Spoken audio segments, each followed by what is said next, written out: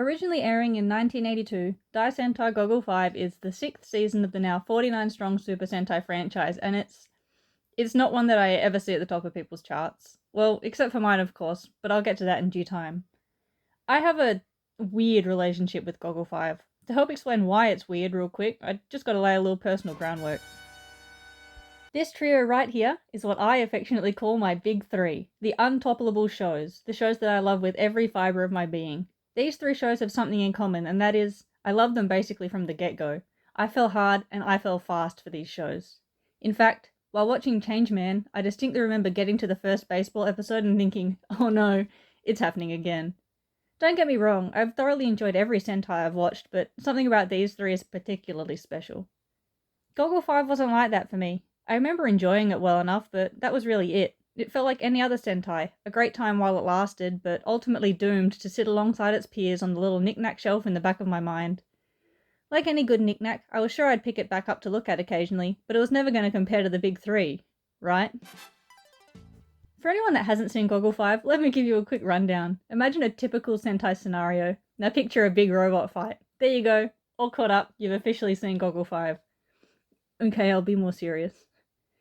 Goggle 5 recounts the, what I can only assume to be factual, week-to-week happenings of our team of heroes in their fight against the dark science empire Death Dark. Our team, of course, works for the good and nice science empire and routinely thwarts every evil plan Death Dark throws at them. They have an old man mentor for about 5 seconds, let's just put him over here. Really, the characters that fill the mentor role are our team of computer boys and girls, or Comboy for short. I'll talk about them in a bit, let me talk about our actual rangers first. This is a Kama. Like his name suggests, he's red. He's a clever, confident outdoorsman that can roll with the punches, and he has a very pretty necklace. His signature weapon is a rope, which is, in fact, one of the best weapons a guy can have. He also gets a cool bike and is very good at punching things. This is Kuroda. My boy Goggle Black here is a smarty pants 5D chess 70 steps ahead of you strategist extraordinaire with a bad habit of jumping off of tall structures. Out of spite for me specifically, his forehead gem is an emerald. He kinda gets a motorbike, but like, not till pretty late and not with any sort of frequency. He can go invisible though, so there's that. This is Aoyama. He's blue. This beanpole is capable and full of potential, but his younger age leaves him a little wet behind the ears next to the dynamic duo of red and black. Seriously, this idiot doesn't even have a girlfriend. Blue drives Goggle Cougar and can also run very fast. This is Kijima. He has a heart of gold, a strong desire to help, and an unwavering faith in the goodness of other people. He is, in my humble opinion, the best shape a guy can be. Love when a guy's allowed to be fat. His mech is Goggle Dump, and like, I don't know man, I've yet to dislike a mech called something Dump. This is Miki. Being only 16, Miki is like barely older than her comm girl, but it's fine. She's dedicated and skilled and empathetic. She gets a few standout moments, but also often feels this delightful co-pilot supporting role. You could pair her up with any of the guys and it would feel really natural for them to be hanging out and doing stuff. That's about it, to be honest. I'll admit, our heroes here are pretty normal, and because of the structure of Goggle 5, none of them really get any kind of series-long arc or growth. See, outside of episodes 1, maybe 2, and then 46 through 50, you could literally watch this show in whatever order you wanted. It's very monster of the week. Lessons learnt are neatly wrapped up within our 24-minute runtimes. That being said, every member of the team gets good focus episodes that each add some nice depth of flavour to the characters for the true Goggle 5 connoisseurs to enjoy. Yeah, the characters are pretty standard as far as Sentai goes, but there's plenty here to pick at if you care to look. Alongside our heroes, we have our 5 supporting kid characters. The Comboy act as our informants, our fingers on the pulse, our warriors in training. They also have the added benefit of being kids that often end up in situations for the team to get them out of. Let's be real here. Kid and situation episodes are so much nicer when the kid is a character you know and care about. What, you think I care that the child of the week got frozen and hypnotized? Oh shit, the kid's Tatsuya? Okay, yeah, I care now. It was the same in Denji and Dynaman. The recurring kids not only grounded the team in a location, but also added a sense of community? I'm not quite sure how to word it, but you get me, you understand. Anyway, all the rangers get their own corresponding Comboy, and it's very cute. I'm particularly fond of how protective Akama gets over Tatsuya, or how Haruo, barely comes up to the beanpole's kneecaps. Haruo is my favourite Comboy. This kid is 8 at most, and he's just yelling all the damn time, and it's so funny. He's an absolute agent of chaos, and I honestly don't think he's ever particularly useful, but since when did that matter? Also, his actor went on to voice Waragi in Changeman. On the bad guy side of the coin, we've got Wibbly Man, Big Skull, my girl, and the commander from Kenpai Senshi After 5. We also have Dr. Iguana and Zazaria, but they get fried pretty early on. No joke, I spent the first 15 episodes yelling at Deathkiller to put his money where his mouth was and actually kill them if he thought they were that damn useless. And then Deathmark showed up and fucking popped him. And as far as our Mizzou monsters of the week go, we get a few really nice ones. Here are my favourites, especially the fly. Look at that big old fly. Wow. That fly strangles the shit out of Kuroda on top of a moving bus. You literally don't need to watch Goggle 5, but if you ever want to watch a single episode, you should watch episode 29. Actually, I changed my mind. You should watch episode 36, Shootout 0.3. Look at me. I need you to know how deathly serious I am when I say these helmets are some of my all-time favourites. The relief work and the trim around the visors, the big gems on their foreheads, the sweet little mouths. I used to hate lips on helmets. Couldn't stand them. After thinking about it for a little while, I'm pretty confident in saying it wasn't until I watched Car Ranger that I started to come around on the lips. Nowadays, I'm very much a lip appreciator, and Goggle 5, in my eyes, does it the best. There's something very handsome about these helmets. I feel similarly about guys like Red Racer or Battle Japan or Metalda. I love the way Red's visor is split in two. It gives him a very knightly vibe. I'm also fond of circles, and would you look at that? His ribby is a little circle. Man, I really like these gems. Type of rock I want to put in my mouth. They look tasty. Tell me that isn't lemon flavoured. Pink is probably my favourite helmet. The heart shape makes her look so sweet. It's the type of helmet my little sister would absolutely love. You'll also notice how red and black have a goldy bronze trim, while blue, yellow, and pink have silver. I'm going to give you 3 potential explanations as to why it's like this, and from there you can pick whichever you think makes the most sense. 1. Black is second in command and feels a very sub-leader type role within the team. The gold trim denotes their shared higher rank. 2. Red captains the robot, black captains the carrier mech. The trim reflects this captain's status. 3. Red and black are in love and wear matching outfits because they're insufferable. Moving on to the suits, look at those scarves. Scarves are hands down the best thing a suit can have, and these ones are so stupidly long it's brilliant. As you can see, the suits also have a nice big Showa badge on their chest, and as we all know, I love a nice big badge. I'm not sure why I like the badges as much as I do. Maybe it's the asymmetry. Now to the elephant in the room. I know the white shape on the chest looks like a silly little bib. I am aware. However, have you considered that it's fucking funny? I understand my partialness for big stupid white shapes on the chest is an opinion that a lot of people don't tend to vibe with, but I don't know man, something about them lights up my brain. I look at Changeman, at Gingaman and Die Ranger and Bioman and I think, wow, love that big white chest. I'm going to talk about the mechs now. Okay, I'm going to be completely honest and vulnerable with you guys. I don't think Goggle Robo is that great. Don't get me wrong, he's fine, he's cute. I'm not mad at him or anything. I just think he's kind of mid. When it comes to Showa robots, I really dig the predominantly blue thing a lot of them have going on, and I just don't think the red is really working all that well for my boy Goggle Robo. Don't look at him, he doesn't count. The individual components are nice though. They get some very nice practical sequences, especially the jet. The little numbered pods feel very Thunderbirds, it's great. Where the mechs really shine for me though is with Goggle's Caesar. Wow, love that big airship. The way he comes rumbling out of the clouds, how his little mouth opens up to fire the missiles, how he always shows up right when you need him, he's perfect. Personally, I love how the team is split up between Robo and Caesar. I love the fantasy of half the team being on the ground and the other half providing support from the air. I love that even when Red is on board, Black and Pink still sit front and center because it's their airship. I understand why some people might not dig the setup, but to me it always felt like it added this layer of trust, particularly between Red and Black. If shit ever hit the fan for Goggle Robo, you knew Caesar would have his back. If this were a more modern season, Caesar would totally have a Robo mode. Can you picture it? 2 big robots fighting side by side. Fuck, I love when multiple big robots get to fight alongside each other. I also have to mention how much I love Goggle Robo's theme. In terms of robot songs, Shutsugeki Goggle Robo is an all-time top favourite of mine. The robots, in particular the Arrival and Gatai sequences, are a very important aspect of Sentai for me. Literally nothing makes me feel quite as hyped as seeing a big robot come together and strike their pre-battle pose. And when a robot has a great song playing during all of this, the hype is amplified 100-fold.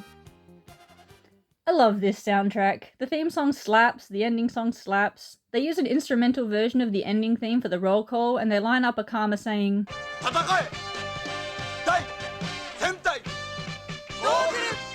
with where it's meant to be in the song, and fuck man, that's the stuff.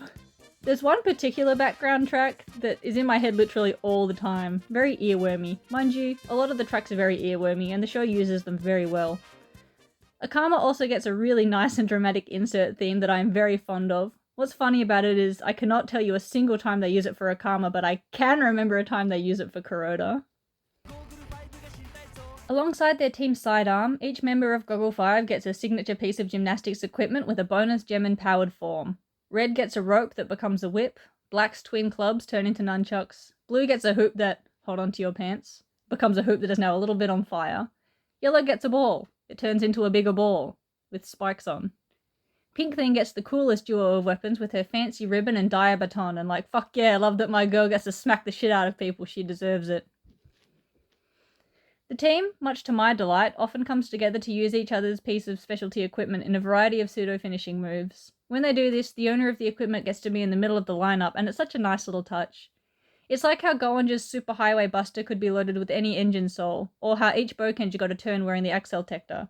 It gives every team member a little highlight moment and makes everyone feel of equal importance.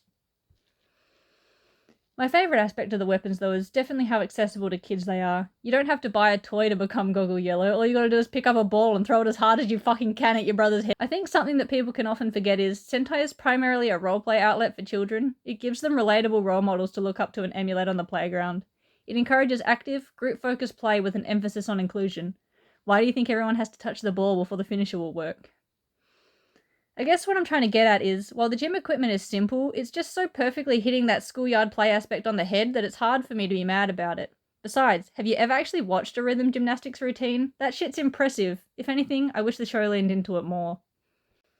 In terms of proper finishing moves, we get two. Victory Flash for the first half of the show, and Golden Spear for the second half. I'm very soft for Victory Flash, but these days I think that Spear is my preferred pick from the two. Look at how Red twirls that thing. The sun at his back, his scarf flowing behind him.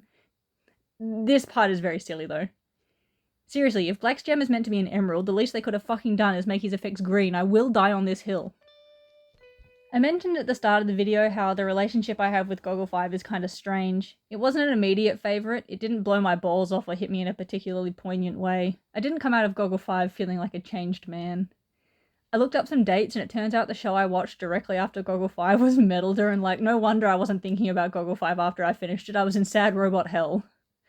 It's been almost a year since I first finished Goggle 5, and honestly, its place in my heart has done nothing but grow. It slowly weaseled its way into the very fabric of my soul, and I didn't realize until recently just how much I adored this damn show. I can think of a few potential reasons, and I'm going to do my best to explain them to you right now. Get ready. I will concede that, as a show, Goggle 5 is literally just 50 episodes of filler. However, I truly think this is a large reason why it's been such a sleeper hit for me. I'm often in the mood to watch Sentai, and if I'm not actively watching a season, my go-to way to satiate the cravings is by sticking on a couple random episodes. As a serial rewatcher, I find that filler episodes tend to work best for this kind of viewing, and because of this, the shows that I rewatch the most tend to be the ones with the largest variety of low-stakes filler on offer. And boy howdy does Goggle 5 fit that criteria. Although, and I ask this genuinely, what exactly counts as filler anyway? Is it still filler if we learn something new about a character's personality or background? Is it still filler if we get insight into the nuances of different characters' relationships and dynamics? Since when did an episode not advancing the plot start meaning unimportant? As time went on, I increasingly found myself reaching for Goggle 5 over other shows when I needed a quick Sentai hit. It's just so purely Sentai for Sentai's sake that it was practically guaranteed to always hit the exact spot I needed it to. It became a real comfort show for me, the type of show I'd have on in the background while doing other stuff, the type of show I'd watch on my lunch break after particularly stressful mornings at work, the type of show that would be a fun time no matter what episode I clicked on. This constant revisiting allowed the show to grow such deep roots within my heart that I didn't even notice how lost in the Goggle sauce I was until it was too late. I'm not quite sure what I can say about this man to accurately capture just how much of a legend he is. Seriously, this guy is in literally everything. Even if you don't think you've seen him, you've probably seen him. Here he is in Kyoryuja, and Goenja, and Blade, and Jiraiya, and Metalder, and Jaspion. You get the point. And this is just the stuff I've personally watched. I know he pops up in one of those damn 90s cop metal heroes, but I could not tell you which one. Is it Exceed Draft? That's my guess. I'll look it up later. He's also, of course, in Dynaman. I watched Dynaman before I watched Goggle 5. In fact, the whole reason I watched Goggle 5 in the first place was because I thought this man was delightful to watch and wanted another 50 episodes of him, thank you very much. He moves so well, everything he did was impressive, and Jesus fucking Christ did they make him do a whole lot of things. Ryu was never my favourite Dynaman. That's Nango, hi Nango. But I can pinpoint the exact moment I became very soft for him, and that was during episode 40. My little sister is hard of hearing. The second they gave Ryu an episode of the little deaf kid, I was a fucking goner, man. I don't know what else to tell you. Back to Goggle 5.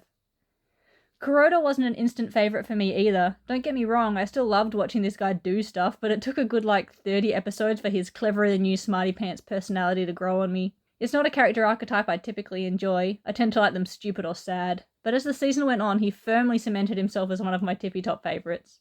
He's always on the ball and thinking 5 steps ahead. He ekes out all the information he can so that when he can act decisively. However, the show also makes sure to show you just what it takes to rile up this otherwise level-headed character. His need to plan is contrasted very nicely against the reckless anxiety he falls into when things don't go how he wants them to. His intense need to protect everyone, no matter the cost to himself, does a very good job of softening his pricklier edges. Weird little side note, but did you know that Junichi Harada was a potential actor for Change Dragon? I don't know about you, but I just cannot picture him as the sad little kicked puppy dog that is Hiryu Tsurugi. Fuck, I love Change Dragon. I swear, this team was always doing fun shit, whether it was cool fight moments, or roll calls in funky places, or Kuroda once again jumping off something tall, or Kuroda on top of a moving vehicle, or Kuroda. Goggle 5 is filled to the brim with all that good bullshit a Sentai needs. This team has a variety of random ass abilities that I assume their gems enable them to do. Yellow can dig like a champ, black can disappear into the shadows, pink has whatever's going on here. Nothing says show a Sentai quite like Goggle Eye or Goggle Ear. Every time a team member pulls out the zoom in or x-ray vision, I fucking hoot and cheer. I watched After 5 and Goggle 5 concurrently, and boy howdy did that make all the shit that happened in both shows so much funnier. Everyone should watch After 5. Please watch After 5. Makino Bokenja is there and he is the best old man to ever do it. We get a cowboy fight. Seriously, we get this whole yaoi ass episode and then the big final fight kicks off and suddenly we're all in cowboy outfits. It's great. Miki gets her quintessential quick change moments, which are, in my opinion, exceedingly important. Kojima gets this really heartfelt episode in which he gets to have a little bonding moment with his estranged father. It's a good episode, but the best bit is when, before the team is fully sure of the man's identity, Kuroda fucking...